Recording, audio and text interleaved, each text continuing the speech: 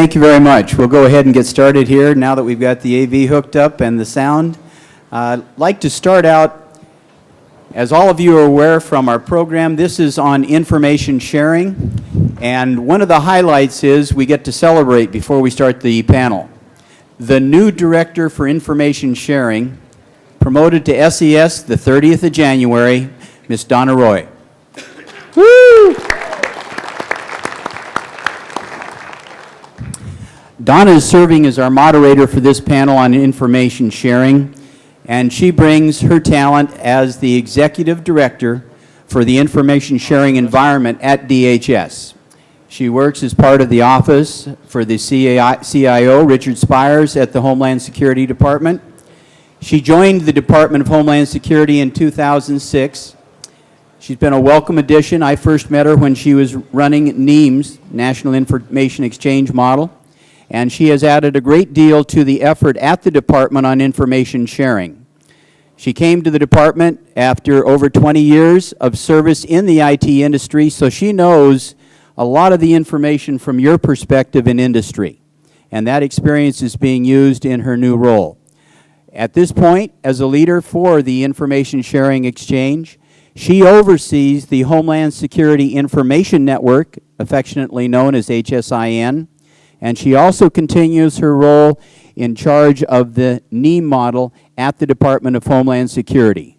So without further ado, please join me in welcoming our panel moderator, Ms. Donna Roy.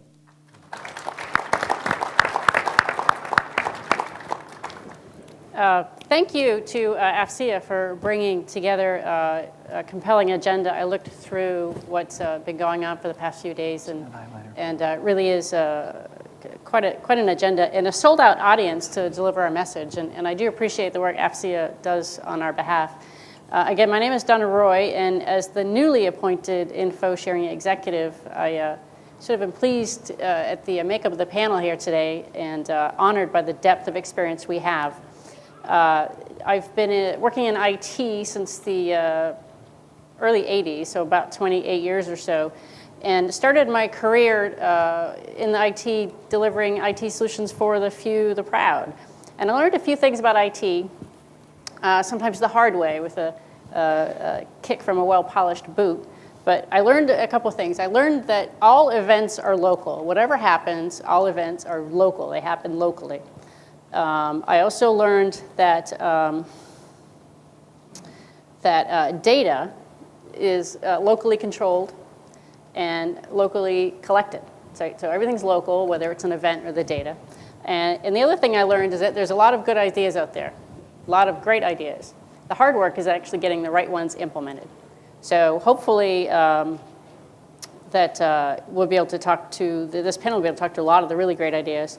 So since 9/11, a lot of the events have happened.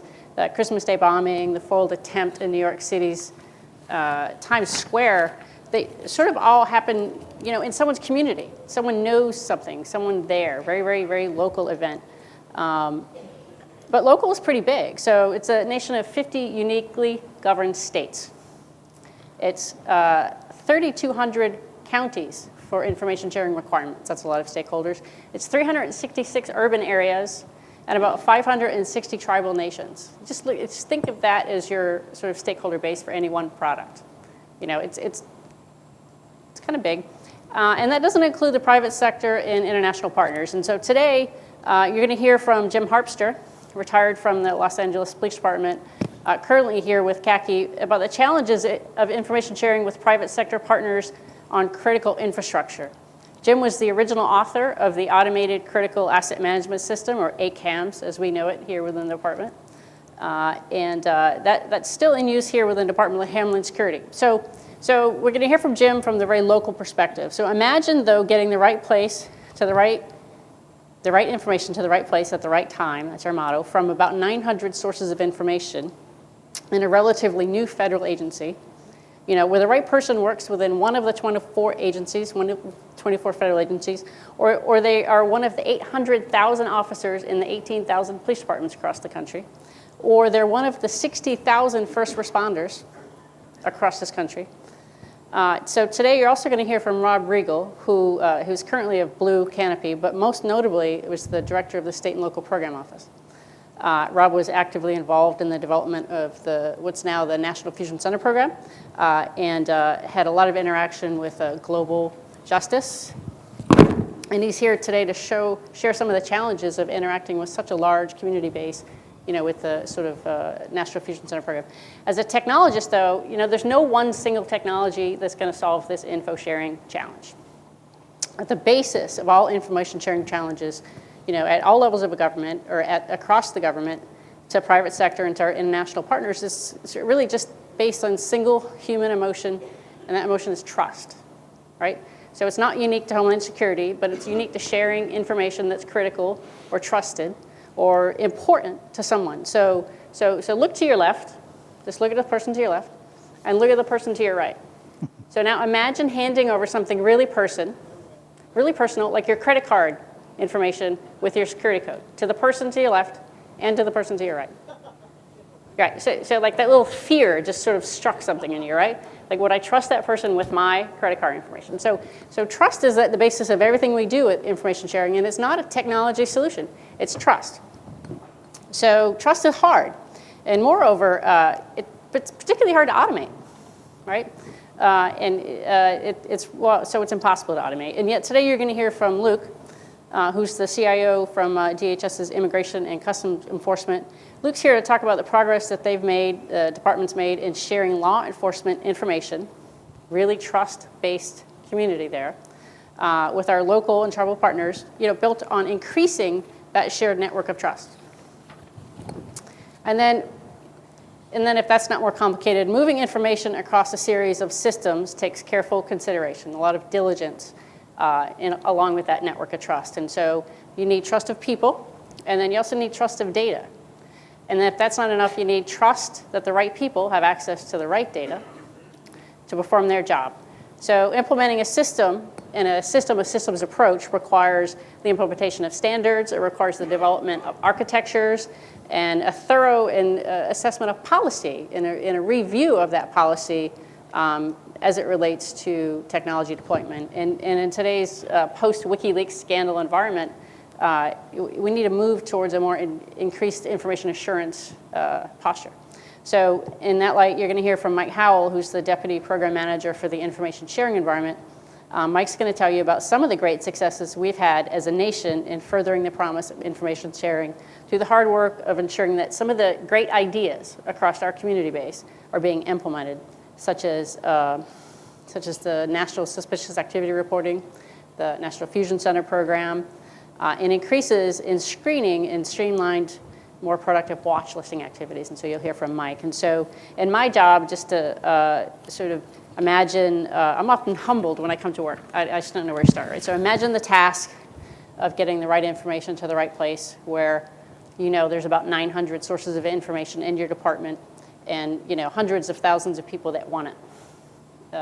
In building that on that network of trust. And so in my portfolio, I manage the HSIN program, which I like to think is the front door for that information, front door for the first responders, front door for the law enforcement community, front door for the critical infrastructure community. And I also manage the National Information Exchange model, which I see as the back door, or sort of the information exchange and the standardization of that information exchange. But that's enough, about my portfolio, and I'll be happy to take questions about those two programs. But today we're here to sort of listen to this esteemed panelist. And so I'm going to turn it over to Jim Harpster. Jim? Good afternoon. When I was first approached to talk about this subject, information sharing from a federal level down to a local level, can everybody hear me? I kind of pondered the thought, and I said, well, how long will I have to speak about this? And they said, well, 5 to 10 minutes. And at first, I didn't really think that was possible. I didn't think I'd be able to tell enough jokes to fill up that amount of time. My pessimistic side wanted to say, we don't. And then just tell some good jokes and kind of go on. But as I kind of looked over my career, I started thinking a little bit more optimistically about the information sharing and kind of what I've seen over the 27 years in law enforcement. So I'm going to give that perspective from a local law enforcement perspective, and specifically from the critical infrastructure protection side of it. cover a couple of things of how we shared information post 9/11, how the information is being shared now, why we should even consider the infrastructure protection community when we disseminate this information, and then what they can offer, and then any ideas that come or any problems that come along. And then I'd like to share a couple of the current information sharing efforts that are being deployed right now in Los Angeles. So post 9/11, we saw information sharing unlike any other time, at least in my career. This information was extremely helpful because, after all, the bad man was around every corner. Every government agency was receiving envelopes with a white powdery substance, and our bomb squads were responding all over the place to include our nation's airports to investigate suspicious packages. We were on high alert. So what did the federal government do? What did the federal government do for the local law enforcement? First of all, post 9/11, the Homeland Security came up with the Homeland Security Advisory System. And that gave us some documents which included information for the 18 sectors on what we needed to look for. And that was a good start. The HSIN started to assemble the subject matter experts of the 18 sectors, which was called the Sector-Specific Agency, or the SSA. They developed the sector-specific plans, which helped local law enforcement look at common vulnerabilities, preventative measures, and possible indicators of terrorism across the 18 sectors. And one additional program the DHS came up with, it was a Protective Security Advisory Program, or the PSA program. The PSA program was started to encourage state, local, tribal, and territorial governments, as well as the privately owned and operators of our local critical infrastructure, to participate and collaborate in Homeland Security efforts. And I believe that went really well in the very beginning. But for now, I think we've hit a bit of a lull in the information sharing. All these programs have made a big impact to the overall safety of America, and I truly believe that. Protective security agents continue to work extremely hard with local law enforcement community to develop strategies and tactics on how to better protect our critical infrastructure. But it's been my observation that we've hit a wall. So we ask why? Is the information no longer available? Have we been lulled to sleep because we have not had a recent major attack on U.S. soil? Has our focus changed, or have we just forgotten our infrastructure partners? These are some tough questions, and questions I would imagine may infuriate some, or questions that may wake us up, get us thinking and moving, and making decisions again when it pertains to our infrastructure protection. Because we only have a limited time, I'd like to address why we should include the infrastructure community and what they can offer. Local law enforcement agencies that have a mature infrastructure program have daily interactions with the owners and operators, which we now know are primarily privately owned facilities. They know which infrastructures in their area are critical and highly critical, and more importantly, where they're vulnerable. So when incidents occur worldwide, we can draw on their expertise so that we can see what sectors and what critical infrastructure in that community meets what's happening worldwide. So if we provide the local law enforcement community with additional information, they can concentrate on these sectors when they're doing their assessments, instead of what we're doing now. Throw a dart at the wall, see where it lands, and say, okay, let's start with that sector to start doing our assessments. So where do we go from here? What is the answers to some of these tough questions? Local law enforcement needs to get a better relationship with their protective security agents. They need to build relationships with them. And I've crossed this out, but a couple of speakers ago, they mentioned that when we talked about the federal government's agencies, a lot of times local law enforcement kind of look at agents as the federal guys, I'm here to help, with their hands out. And a lot of times it's the big bad federal guys with only the government's interests at heart. And I don't see that with the PSA program. Local law enforcement agencies need to put their feet to the fire, the PSA's feet to the fire, and tell them that we want more information and more training. Ask for new Homeland Security Advisory reports, and if none are available, ask for new ones to be updated. And administrators, support your local infrastructure protection programs and assist they continue to perform assessments. Support their efforts to continue partnering relationships with your privately owned and operators of your critical infrastructure. Chief Michael Downing of the Los Angeles Police Department's Counterterrorism Bureau understands the importance of his critical infrastructure protection unit. It's called Archangel. He has mandated that the supervisors of Archangel attend the weekly information intelligence briefs because he knows that the infrastructure protection program looks at this information different than the detectives or the analysts that are within his unit. And to close out, I would like to share with a couple of initiatives that are going on in Los Angeles. The first one is the Automated Critical Asset Management System. ACAMS is a web-based criticality and vulnerability assessment system. It was developed in Los Angeles by the Los Angeles Police Department in partnership with DHS, Infrastructure Information Collections Division, and CACI. ACAMS is now available in every state and in the 4 territories. There are currently over 5,000 users on the system with 90,000 critical infrastructure sites, 90,000. ACAMS provides information sharing from the private owner all the way up to the national level. Another initiative in Los Angeles is the Critical Infrastructure Information Management System, or CIMS, and it's also called LA Shield. It was also developed in partnership with the Department of Homeland Security, Johns Hopkins University, and the Maryland State Police. The LA Shield is a hardware and software tool designed to assist local law enforcement in infrastructure inspections. The information gathered during these inspections is shared as an additional layer to the Joint Regional Intelligence Center. It is currently being deployed by the Maryland State Police, the LAPD Air Support Division, the Los Angeles Department of Water and Power, who flies it daily to the 80 infrastructures within the Los Angeles that they do extra protection on, and the LA Port Police. And recently, it was used in Mobile, Alabama for the tracking of the oil spill. And one last initiative that I'd like to talk about is the Intelligent Public Safety Gateway, or CASPER. It was designed also in partnership with LAPD, the Department of Homeland Security, Science and Technology, and Johns Hopkins University. It was designed with the purpose to ingest multiple disparate data sources to determine if patterns of behavior exist in the data that would indicate an attempt to exploit known vulnerabilities, the vulnerabilities of our critical infrastructure. CASPER uses algorithms to conduct automated threat pattern discoveries, to fuse disparate data sources, conduct threat evaluations, identify and prioritize vulnerable asset locations,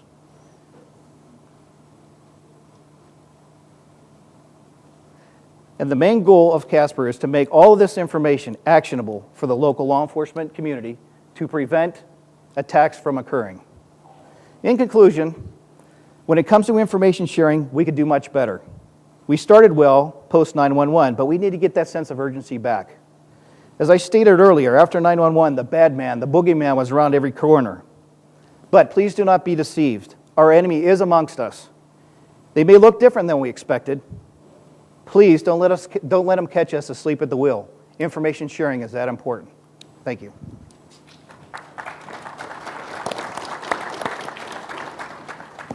Well, that's pretty hard to follow, especially I don't have any beautiful slides, but try to speak a little bit from the heart. I liked Donna's comments about trust. I think it's very hard to share information unless you establish that. And in support of that, I think if you all just send your credit cards to me, we could just kind of establish that up front, and I'll take care of those for you. No, really. I'm very fortunate to have been a part of the department for all 3 of the secretaries. I started under Ridge and worked under Chertoff and spent some time working in Secretary Napolitano's department as well.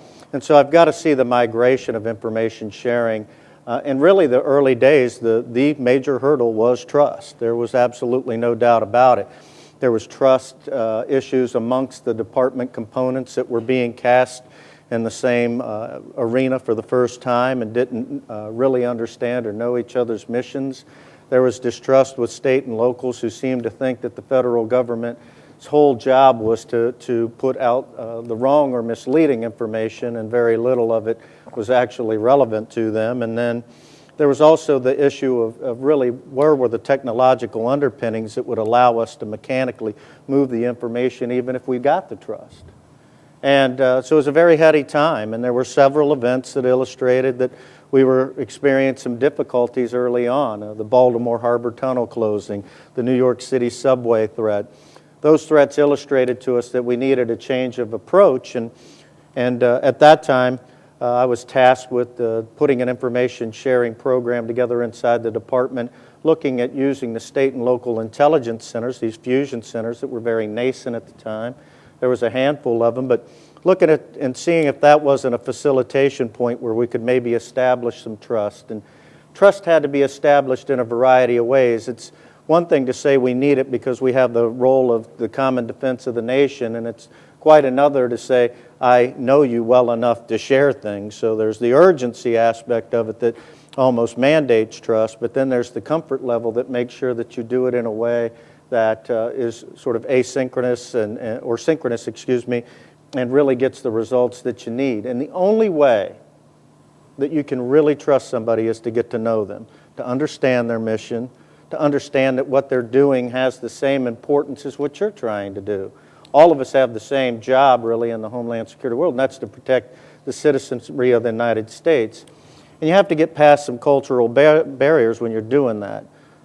So this idea that somehow we all have information that we own is really sort of an anathema to me. We all have stewardship of information that belongs to the American citizenry, who has a right to believe that we are sharing that information in ways that mitigate threats responsibly and efficiently. So the first thing we have to do is we have to make sure that everybody understands it's not their information. It's the American public's information.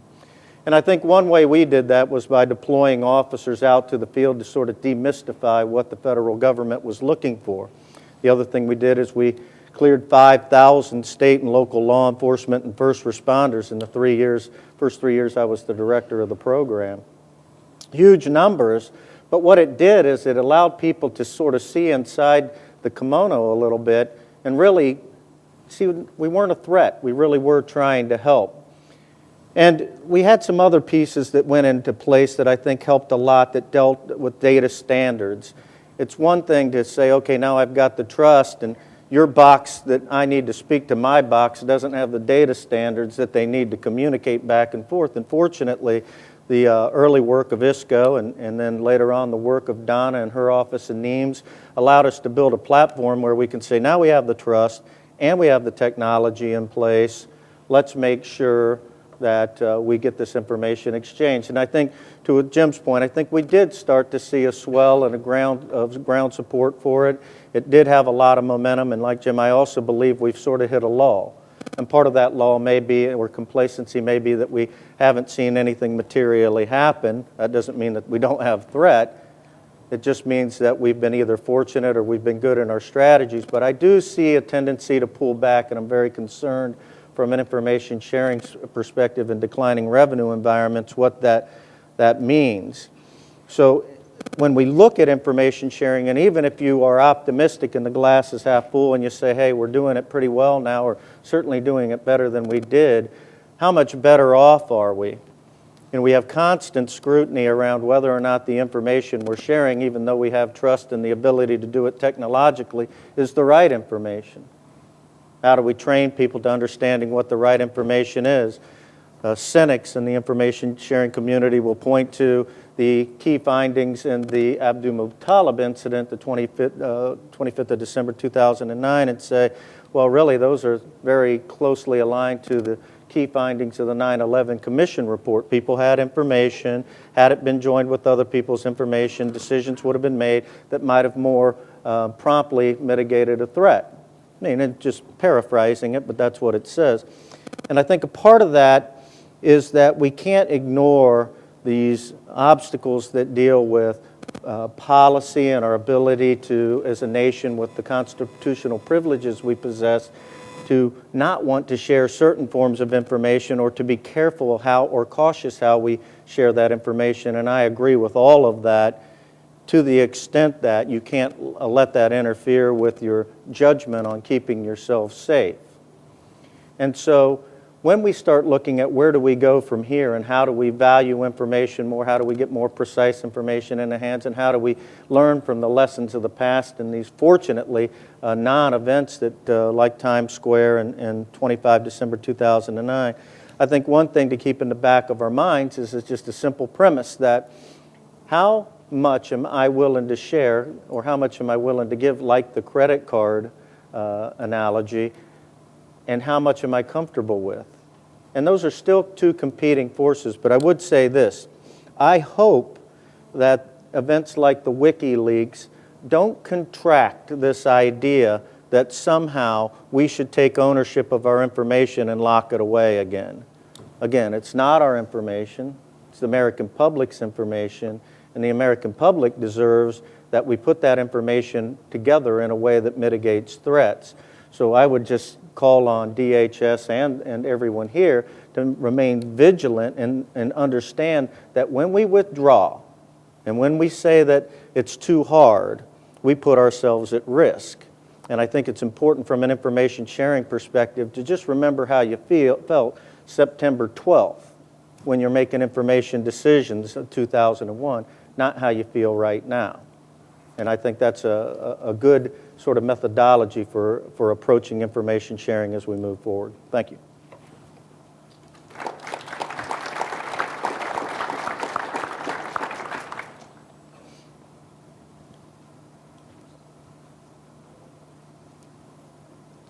Well, hello, my name is Luke McCormack. I'm the Chief Information Officer at Immigration and Customs Enforcement as part of the Department of Homeland Security.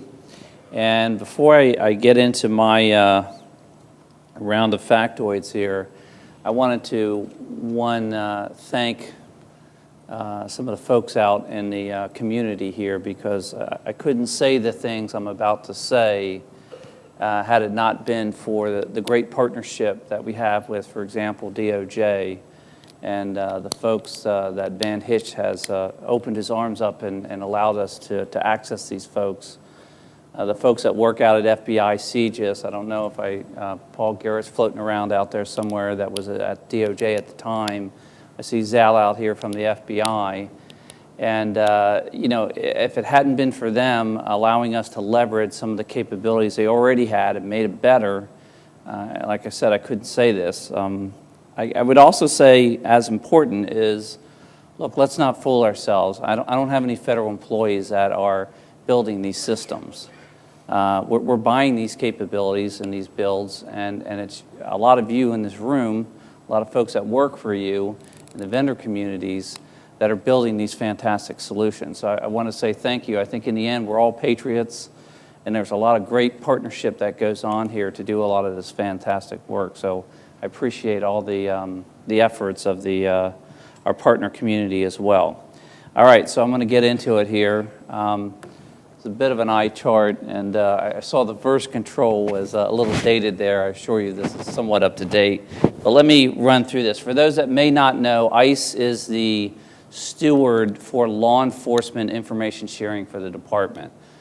So we're involved in a lot of the state and local information sharing. Specifically, I'm going to talk today about the investigative type information that we're sharing and some of the efforts that are going on there.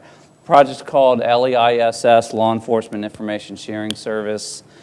And just a little bit of some data about that. We have about 1,000 agencies hooked up at this point. And typically what we do, for those that may or may not know how a lot of the state communities work, they have regions. And so we'll go into the LA region, or we'll go into the Arizona region, and it might be the whole state of Arizona, it might be a large swath of Arizona, it might be several different states sort of in that area that we're connecting into, and we're connecting up to several agencies that are part of that regional capability. What kind of data are we sharing? We're typically sharing shareable case data, as we call it. A lot of it's closed data, some of it's open data, but this is the ability for somebody that's sitting on an investigative system within their agency and being able to do a query into us regarding a subject, and we'll give them back a certain amount of information. Typically it's the agent, it's a little bit of a summary of the case that we have on the individual, a little bit of biographic information perhaps in some cases, and a limited set of data that will allow a dialogue to happen in the event that somebody is interested in that particular individual. We have about 60,000 accounts at this point, and that continues to grow. Just sort of an average of the queries, we just did a quick snapshot for this session today. From August of this year to now, it's about a 200% increase in the amount of queries that we're getting as we roll this out. Another interesting point to make is that we've partnered up with NLETS, And we have now developed a query in inlets that's essentially going to allow anybody that has an inlets capability, which is essentially every local law enforcement community in this country, and some of them outside of this country, to actually do a query into our environment on a subject. You can get that all the way down to a squad car. We just linked that capability up with inlets. We're just starting to roll that out. Obviously, we're governing that because that could be a volume issue for us. So we're just starting to go into the early stages of that. That's a huge window of opportunity that's going to give the state and local community a whole lot of access that they don't have today into our systems. We're also involved with secure communities, and for those that may or may not know what that is, that's essentially where somebody is, when somebody gets arrested and get their fingerprints, they're sent up to IAFIS. Those fingerprints get shot over to us, and we do a match, no match, on an individual. So essentially, anyone that's getting booked into a law enforcement facility in a local community across the country, we're going to get a copy of those fingerprints, and we're going to be able to do a match on that. That was a huge partnering arrangement with CJIS and the FBI. I couldn't sit here today and tell you that capability exists had it not been for that fantastic partnership. We're rolling that out nationwide. We're about 2/3 of the way done. We'll be done with that late 2012, 2013. We're working very closely with Donna and her folks on HSIN. That's a sort of a window into the world. On the back end of that, you'll have the ability, an individual, a HSIN user that wants to use that capability, which we assume will be used in places like the fusion centers and local law enforcement that don't have these big systems where it's more of a system-to-system type interface that I described, where they'll be able to log on and actually query our information through this portal, the HSIN portal. Probably most importantly, sort of this rollout that I described where we have about 1,000 agencies out there, and that's probably about the equivalent of about, I don't know, a dozen, 15 of these regions that I was talking to you about. Obviously, we've targeted the high-density regions to pull all those agencies in. We're now partnering with DOJ. They have a major rollout going across the country called Index that I'm sure a lot of you are probably familiar with. And we're really riding on the back of Index at this point. So as Index comes into a region and connects up, they'll be able to have the ability to query a DHS query through that same Index pipe. Index, for those that may or may not know, is sort of the DOJ environment where you've got ATF, FBI, DEA, et cetera, into the local law enforcement community. You'll also be able to pull the DHS information. Right now it's going to be ICE. Soon thereafter it's going to be FPS and Coast Guard, et cetera, through that same query capability. All of these interfaces, and I don't know if Donna pointed this out, but you can't do this unless you have standards in place.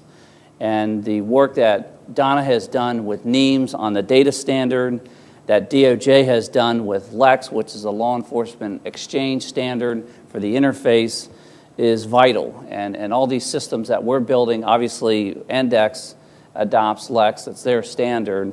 All these individual connections that we're putting into these different communities are based off of those standards. All of our new systems, I'll just add, any new system that we build, primarily I would say the next one that's going to be rolling out is our text modernization system. We'll be building the information sharing piece of that in mind. Right now we're on a very legacy system, 20 plus years old, and we do a lot of bridging type technologies there to make sure that we can then adopt that standard as we interface out to the state and locals. As we build those new systems, those standards will be built right into the environment with information sharing in mind. And that's about all I have here. Okay. So I will try to wrap up. I want to thank AFCEA and Donna and Tom for the chance to come talk to you today. And you've heard from the other panelists a number of efforts that are going on across the country.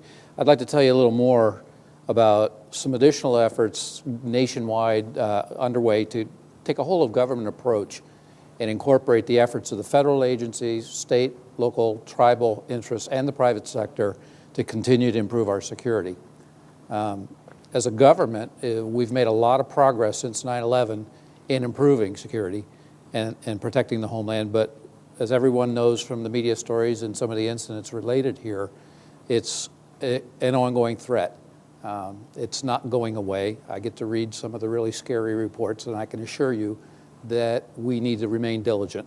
There's no decline. If you look at some of the recent trends, like the homegrown violent extremism emerging, in addition to the traditional threats from places like Al-Qaeda, it's getting even more challenging, and the threats are different. The solutions need to be different, and they need to be responsive to these new threats.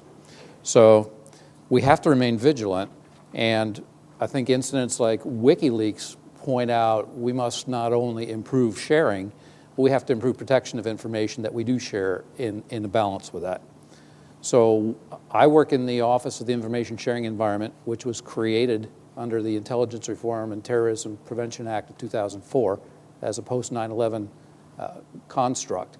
And it was largely based on the fact that observations, similar to those you've heard this afternoon, in retrospect keep saying, if we had but known and shared information, we could have proactively prevented some of the bad things that have happened to people in this country. So the program manager is charged with integrating and leading, counterterrorism, homeland security, and weapons of mass destruction information sharing efforts across the country. And what makes it really challenging, building off of Donna's story, is that's across all the federal agencies. It's across all the classification domains. It's across all the levers of government in this country, from federal to state to local, with the private sector, and primarily in 5 domains: defense, homeland security, law enforcement, foreign affairs, and I'm missing one, intel community, excuse me. Almost forgot. That's where I'm from. So we have an interesting model. We don't build anything in our office. We're a relatively small office. Our job is to convene the parts of the government, the parts of the nation that have people, that have interests, that have skills, tools to bring to bear, and collaborate on solutions. So we typically, under our Interagency Policy Committee, will bring together the types of people you've heard from here this afternoon, from the different levels of government, and find where's the best of breed, try to find managing partners and form coalitions to come up with common solutions to common problems.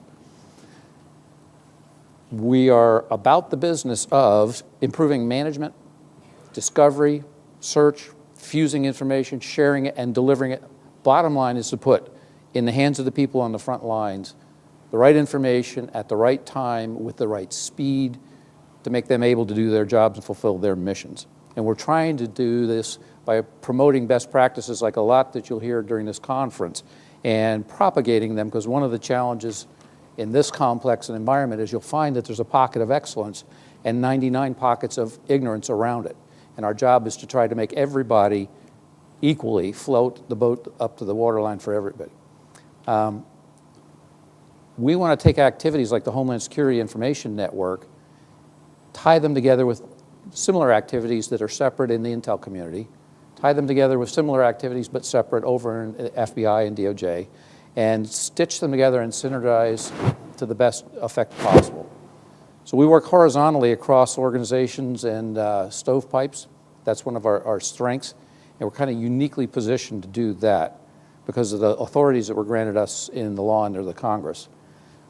We sit on an interagency policy committee that DHS, DOJ, the intel community, and other partners across the federal government comprise, and we organize in these committees around mission functions, like suspicious activity reporting, like the fusion centers, like watch listing. And that's the best way we know to bring the practitioners up from the front lines and help us come to common solutions across the government. So we're driving some things with customer demand in addition to what you've heard about this afternoon. Some examples I'd say that are real success stories, again, but works in progress. The nationwide suspicious activity reporting effort. People say, well, people have been doing this for years. Everybody knows. You call the cops in your neighborhood when you see something suspicious. What that wasn't was a structured, uniform approach across the entire country. What there is now is a functional standard that says if you're going to report this in every place in the country, there's a common solution being rolled out into the fusion centers, a common set of data standards, So then you can now look across all the fusion centers across the country and aggregate suspicious reports and start to see patterns and take action on the greater good of the data than individual reports. We're working with something called the Interagency Threat Assessment Coordination Group. That was formed up. It's parked in the National Counterterrorism Center. And what it's comprised of is people who come in on details from the states, from the local law enforcement communities. And it was formed because, frankly, the states were saying, we know you have information we need, we have information we believe you need, and we're not seeing the flow up and down, so we can work on that stuff together and be effective together. And I've talked to some of the people that have come in on those things. I can't think of one person that's done these rotational details from the states that hasn't learned a lot, helped the country a lot, and gone back to their local law enforcement organizations much better equipped. Very recent episode was in the Super Bowl. They worked together. There were no incidents, but you wouldn't believe the amount of preparedness and protection that went behind ensuring nothing bad happened at the Super Bowl. We're working on watch listing, the whole process of figuring out who is it that might have malintent, identifying them, keeping them off the airplanes, keeping them out of the country, and that's a collaborative effort all the way around on the business process. One of the things you heard this afternoon is it only works if we have the ability to share the information, synthesize it, and act on it together. In network interoperability, we've got a case in point of where we need to do some improvement. The Federal Bureau of Investigation runs Law Enforcement Online, LEO. Good system. They have tens of thousands of customers. The DNI where I work runs Intel Link, an unclassified version, same thing. Good system, tens of thousands of users. And the regional information sharing systems have been running for decades. Regional law enforcement information sharing. And here at DHS is the Homeland Security Information Network.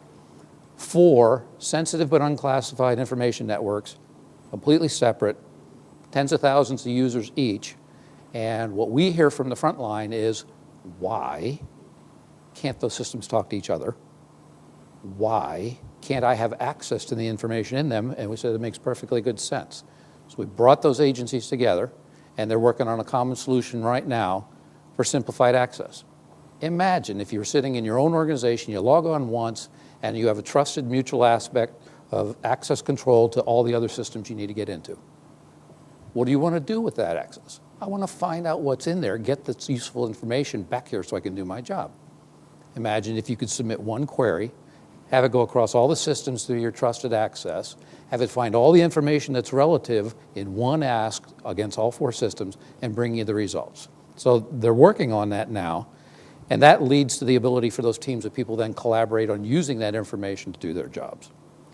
So the people on the ground have told us that they need this kind of capability. We've reinforced this through International Association of Chiefs of Police, through the RiskNet Advisory Board, from the various governance bodies, the Criminal Intelligence Coordinating Council. They all say, do this, make it happen. We don't care what systems you have running in the back. We don't care how many pipes and wires. We don't care. The information delivered to the people doing the job now is what we care about. Make it happen. And that's our jobs. So 2 things I'd offer kind of in a wrap-up on these kind of initiatives. We are working, there's a national strategy for information sharing that was built in 2007. We're in the process of conducting an update to that now. I would offer to everybody in the coming months, we are looking for federal agencies, the state and local partners, the industry partners, to help us craft that strategy to reflect what's transpired since 2007 and put together the plan for the next 5 years. And that will be coming out in sometime this spring, and I would encourage you on the second point, we have a website called www.ise.gov. There's a wealth of information there. Announcements for things like the public comment opportunity on this national strategy will be posted there. And we would certainly invite you to take advantage of the website and to participate in the development of the next round of the national strategy to make it as good as we can. So in summary, the thing that I've learned, I've only been in the job I'm in now for a fairly short period of time. I am very respectful of the people that work in this place. Their dedication to national service is amazing. And I'm encouraged because I've talked to people even last week about what it was like, and people like Rob that lived through the formation of DHS and what the chaos was and the incapable operations right after 9/11. And the people that have lived through that for the last 6 years or so have told me it is better today than it has ever been in terms of partnership and sharing information. And on the other hand, they all say to a person, we're nowhere near done. We have far more to do, and we have to stay diligent and keep working on this so we can take care of the interests of our country and protect our people from harm. Thank you. While everyone runs up to the microphones that are sort of appropriate placed in the aisles to ask our panelists the riveting questions, I know they're just right there in your mind. I do want to ask the panel one question, and hopefully it won't be too easy. But since there are no shortage of good ideas, especially in the IT arena, there's no shortage. What types of innovative approaches? How do we listen for the right innovation approaches, and how are we making sure we get the sort of right good ideas implemented at all levels of government? And maybe we'll start with Jim. That's a big challenge. I know that when we came up with some ideas in Los Angeles, we tried to do some outreach to say, is there anybody else doing this? And I don't have an answer, other than we tried to get to know as many folks as we could in the community, and eventually, as we traveled, we went full circle. As we started putting together the infrastructure protection program in Los Angeles, we reached out to our military folks, our intel folks, and got some information, but none of it really made sense to a large civilian law enforcement. So we gathered nuggets along the way. I know that these conferences make a big difference.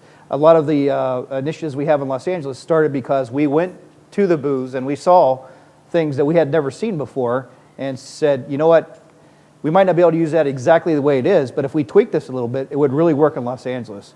And I think that's kind of really helped, at least from our arena. I think innovation has, it's a double-edged sword. The problem is if it's really effective, it's disruptive. And if it's disruptive, do you want to go through the pain of implementing it? From a large-scale sort of no-bell perspective, you could ask yourself, how do we use information? Is the revelation of threat information, for instance, to the adversary more of a deterrent than the concealment of that information from the adversary? In other words, are they more likely to act if we know what they know about them or they don't know what we know about them? And so that's an example of disruption. If we were to, for instance, say to all terrorists, here's what we know about you, here's what you should be aware of, would you be as likely to act? That'd be an example of information sharing gone probably to the furthest extremities, and I don't think most of the people in this room would have an appetite for that. However, when you start looking at threat mitigation, one thing is clear from an evidence perspective about the revelation of information concerning sexual predators, as an example. Okay? When they know that you know who they are and what they're up to, they tend to have less recidivism. So it isn't a construct that should necessarily be ignored. Maybe there's a way to provide some balance. So I think it's not innovation in the way that we look at technology isn't necessarily going to be the difference maker going forward, but more how do we accept the use of information in our lives, and how do we use that information, and what extremities do we allow that information to be used under? I think that's the next flex of information sharing, to see if there's any utility in threat mitigation in other areas like anti-gang or sexual predator database type initiatives, to see if that may have an effect on our adversaries in a variety of areas, counter-drug or terrorism or whatever the case may be. And those are the kind of things I would think about, the use of information from an innovation perspective, not just the technology. Do you have anything? I'm sorry. I'll tell you, for us, there's a couple things that we have found successful. One is, obviously, we have a lot of vendor engagement. We have a lot of interesting ideas that are submitted to us from the different vendor communities. And we go to the typical conferences and and do a lot of that stuff. And there's a lot of these vendors that, a lot of yourselves that are working in various law enforcement environments. And so we're always very interested in that. We get a lot of good ideas there. We have found that prototyping a lot of this stuff is very important, and we're trying to do more of that because this information, this technology is moving so quickly. It's important to try to do some of this prototyping and experiment with some of these different things and get a lot of feedback from our users, because at the end of the day, it's you know, it's about the use, you know, sort of the form factor of the use of the different types of solutions that are important. Some of these things don't get adopted while you think they would, that for just various reasons they don't. The other place that we get a lot of great ideas on innovation is with the state and locals. You know, the different councils and boards that CJIS has set up gives us access to a lot of the state and locals. Obviously, we're partnering with them directly, and now, of course, we're merging with Index. But there is a lot of fantastic ideas going on out there in the local and state communities, and a lot of the great, interesting and innovative type niche. What starts with a niche and turns into a more, you know, enterprise, industrial strength type solution starts with a lot of interaction that goes on with the state and locals, with the different vendors, and meeting with them and understanding what they're trying to do and what they are doing has helped us a lot with some of our thinking and different ways to prototype information techniques. So we have several programs that we attempt to promote innovation across the country, I think are useful in this discussion. One is we absolutely have to listen to the customers. If we have technologists who think they've got the greatest things in sliced bread and they don't, to Luke's point, meet the needs of the people that we're building them for, we've missed the mark. And we have an example in what we're trying to do with information sharing that focuses on counterterrorism and Homeland Security. What we hear from a lot of the association, major city chiefs of police, IACP, and like that, are you need to bring us a solution that's all crimes. We have one workforce. We have one place. We're limited in resources. Bring us a solution that can be reused for multiple problems. Don't bring us separate solutions. So the point is really get with your customers and figure out what it is that they need. The second I'd say is we're trying to promote communities of practice, bring together best practices, create places. We'll be putting up some social media capabilities. We really want to enable people that have solutions to coalesce and share and build on each other's capabilities. And then we do some direct investing in what we think are pilot projects or emerging technologies we think will really have some legs. And then we try to hand them off to one of these managing partners that have the ability to sustain them and grow them into a production operating model. Thank you. We have a question. Sure. You know, late in a day like this, nobody ever wants to ask the first question, so I decided we'll skip the first question and I'll just ask the second question. So I'll start it right here. Kathy Lanier, Chief Lanier, spoke to us at lunchtime, and she was very, very proud of her fusion center and the evolution of her fusion center, the kinds of technologies that have been evolving over the last 7 years. She talked about how she's working with agencies like AFCEA, getting test equipment in there, sort of in-kind donations from the community, all banding together to help her get something that's really state-of-the-art, modern, whatever. My question to the panel is, what about the fusion centers around the country? The other few, are they all, in Rob, I know you used to be in this area when you were in DHS, but do we see that same type of enthusiasm across the country with fusion centers, you know, getting to state-of-the-art, constantly evolving, constantly bringing in new technologies? Because we don't hear as much, at least I don't hear as much about those things these days. So I wonder if someone could comment on that, please. Yeah, I'll take a crack at it first. We tried when I was the director, and I've only been gone less than a year, but we tried to implement technology. We had several models that we brought over from DOD.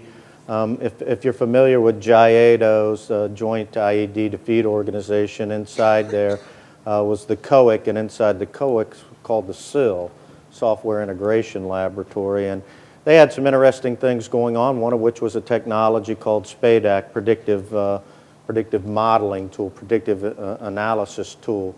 And we thought, well, if you can use that geospatial referencing and information sharing prowess of this particular technology on IEDs, would it translate to certain activities like counter-gang or critical infrastructure protection? So what we did is, through S&T money, we said, let's try and see if we can find a place to try this modeling out. And we put one effort in critical infrastructure protection effort using the tool in New Jersey, and then a counter-gang effort and put it in Los Angeles. And we wanted to do a different dynamic. And you put these little test beds in there, and they work, and you can never get them out. Okay? The pilot ends up going in perpetuity. So there is a good appetite for that, is the short answer. The problem with it is that a lot of these fusion centers, the more well-developed ones that have a lot more staff, can take on disruption and can take on trying to tie that into their existing mechanism. Some of the fusion centers, though, don't have the bandwidth. I mean, they're literally, bolting the wings on in flight, so to speak, and trying to keep the doors open and working to get funding, and they just don't have the bandwidth for that. So it's unfortunate. The other thing that you have to be careful of whenever you're trying new technologies is that you need to be sensitive to what ramifications that's going to have on privacy and civil liberties or constitutional privilege issues. So they have to be vetted. And the vetting process for a lot of the information sharing piloting that might go on in fusion centers through a PIA, a privacy impact assessment, can take a pretty good period of time. And so you need to build that in and factor that in whenever you're trying to place these initiatives. But there's a good appetite for it, still a good appetite for it.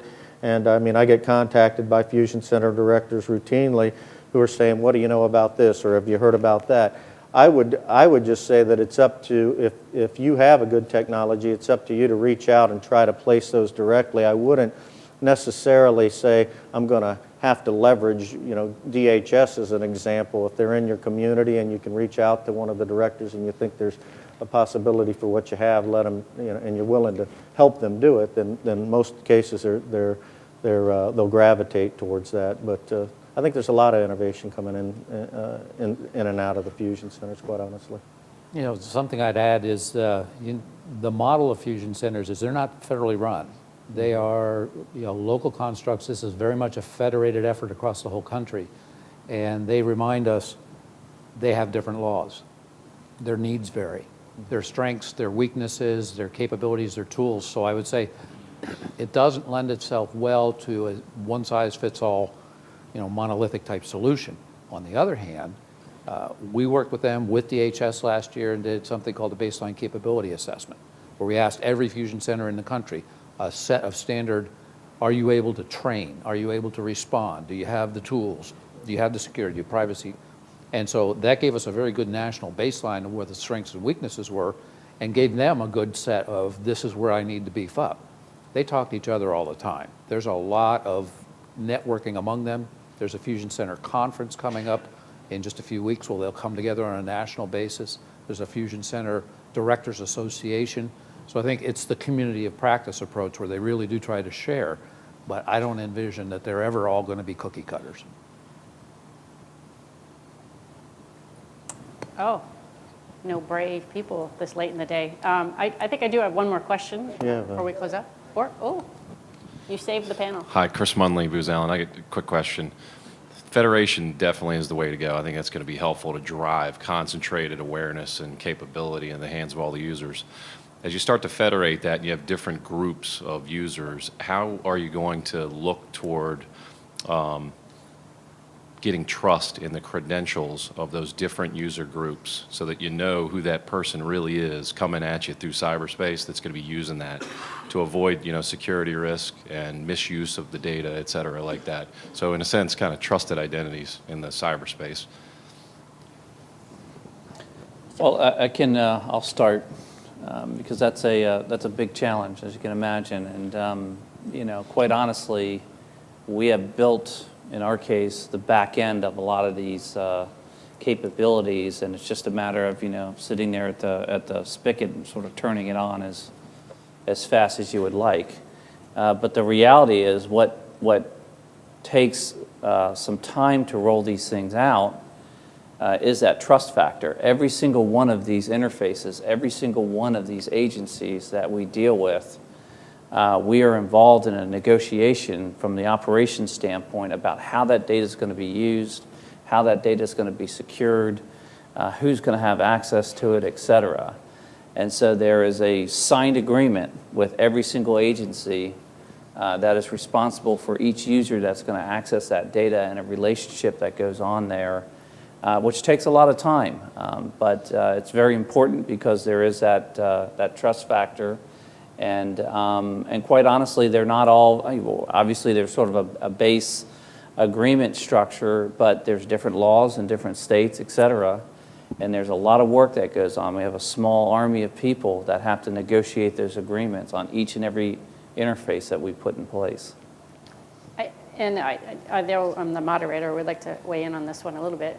And so this is a complicated issue. If you think about the HSPD 12 PIV card attributes for federal employees, we still don't have 100% sort of concentration of those, right?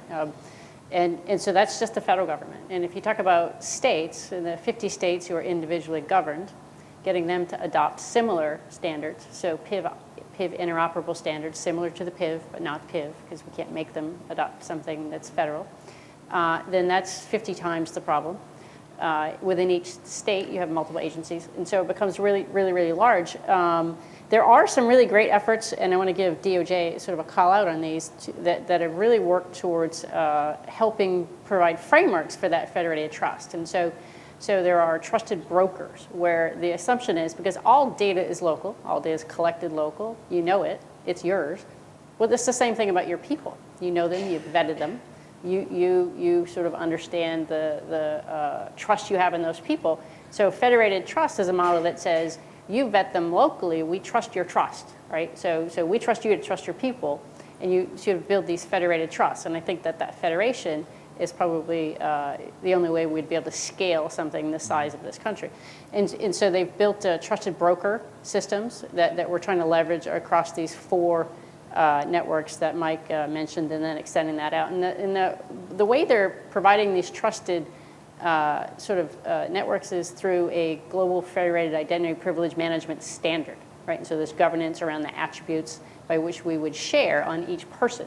Some of them are very specific to the types of information you would want to share, the decisions you'd want to make on the share. So are you a sworn law enforcement officer is one of the sort of attributes in a global federated identity privilege management. And so it's the maturation of that to cover the breadth of Homeland Security's mission. It's not just law enforcement, it's critical infrastructure, it's, it's sort of a lot of missions outside of law enforcement. And so DOJ is really leading the way in a lot of these efforts, and I think that the PMIAC is rightfully so sort of raising those best practices up and really forcing the rest of us to look at them and implement them in a very common sense ways. Mike? Yeah, and I would say we've got some good practice. This is one where I think DOD actually led in the beginning with the Common Access Control Card, the CAC cards. And if you watch how that transformed into being adopted as the HSPD 12 standard for the equivalent in the PIV cards, personal identity verification, and the cards that go with it. There's a FIPS standard behind that now, the FIPS 201, that says this is the technology standard for the biometrics on the card, the identity credentials on the card, the tech transfer of what the credentials are. And then the CIO Council put together a federal identity credential and access management program, a transformation program, but that was only for the feds. And then recently, realizing that this was effectively a national issue, not just federal, there's a new national strategy for trusted identities in cyberspace that puts kind of a bigger wrapper around it yet.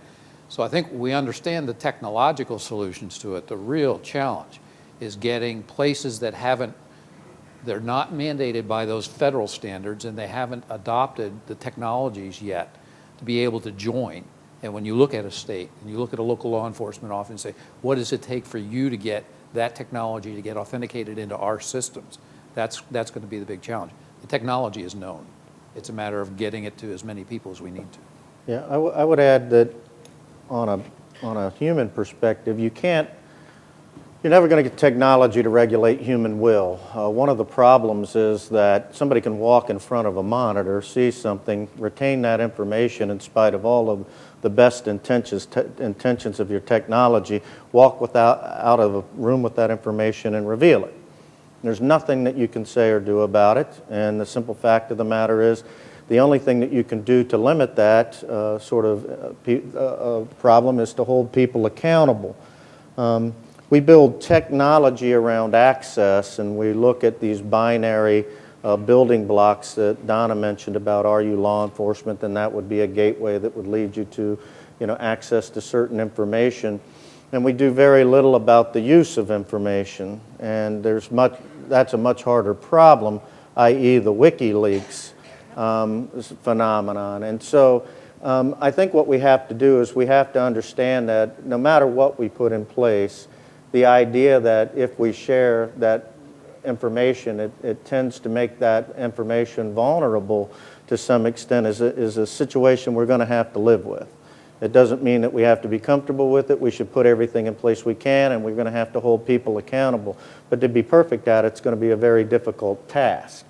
And so I think you just got to make sure you get the right people, try to do the best you can at it, but not throw the baby out with the bathwater and limit access to information because you're afraid who in addition to the people that need it, it might get exposed to. And that's the greatest concern I have looking into the future, dealing with that particular issue. Jim or Luke, do you have anything to add? I know this isn't going to totally answer the question. I think a lot of the higher ed information sharing solutions were covered by the panel already. When it gets down to the bottom main reason that I believe information is not shared is the trust issue, human trust issue. And what we've found with that is get people together. As simple as that. Just get people together and they realize that through that type of interaction, they'll be able to trust each other. And a lot of times what we're doing with, what I used to do with the Los Angeles Police Department was to be able to loan folks out to the NOC, to different locations, so that they built those relationships with the people and the trust was built. And so on a simplistic level, human interaction, realizing that, oh, you're just like me, you're just on a different coast, has gone miles.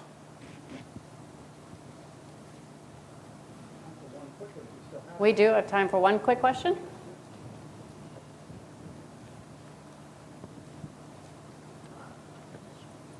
No? Well, I have one. So I have no shortage of questions for our esteemed panelists here. So given today's current budget environment and the state of the economy, the dollar is going to have to go a lot farther in IT programs specifically. So what do you see, and Luke, you've sort of, I think, already leveraged some opportunities by connecting your systems to NLITs, which is a great sort of low-cost way to get your information out to the broadest number of users. So do you see any other big opportunities to leverage sort of programs or technologies out there, and if you could comment on any that you see on the horizon? Well, it's really the three that I talked about that are going to give us this big footprint. It's going to cost us a fortune, and let's being one of them. Index being another one. As Index rolls out, if you recall it, we're going to sort of ride on the back of that capability. So as they connect into those local communities, they'll be able to access our system on the back end through that capability, and that's a big deal for us. So no longer will we do those direct connections with those regions as I described. We'll just ride on the back of Index. The other one is the secure communities. In order for us to provide the capability to essentially do a check on every single person that's getting booked into this country when they're arrested is phenomenal, and that would cost us a fortune. And the fact that we can now take that information from the FBI and provide that type of query is significant. So we'll look at ways like that to leverage. Those three come to mind because we're right in the middle of them.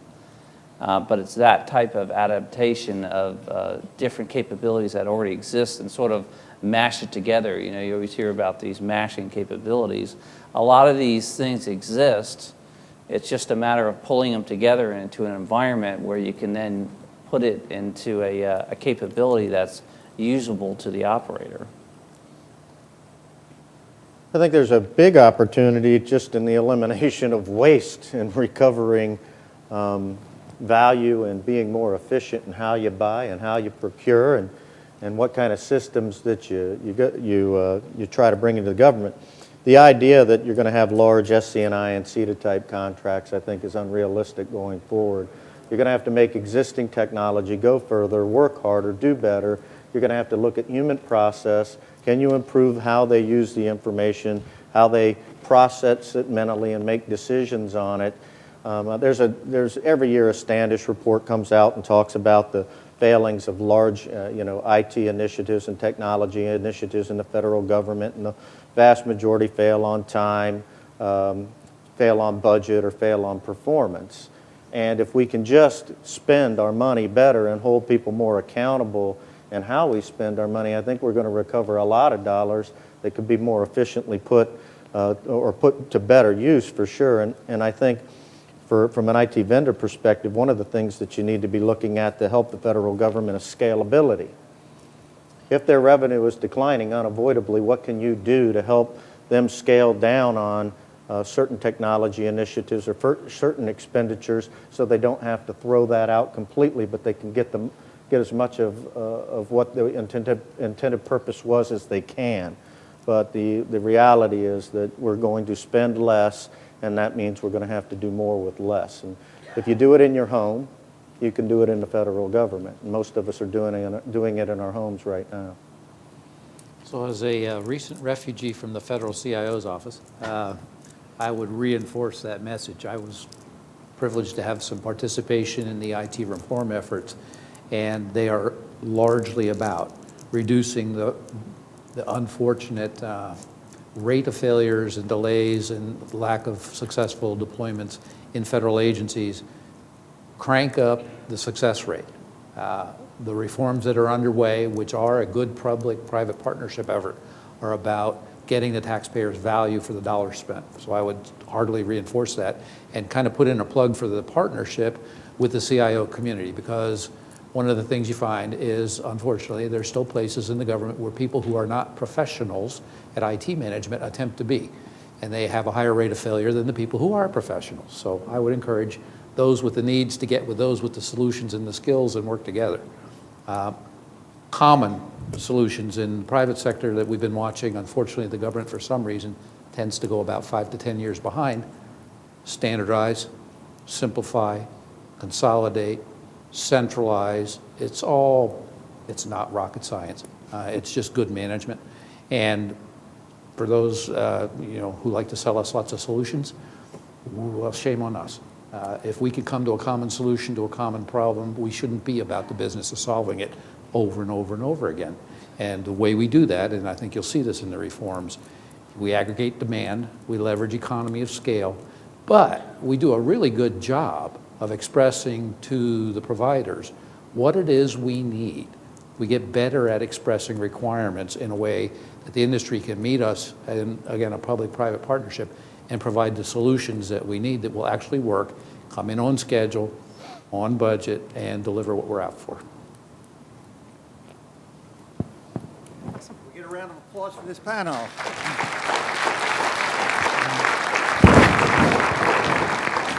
Before I thank the panel, I want to just make a couple very quick announcements. First of all, how you doing? There you go. There you go. All right. Right after this, we have a reception with good food.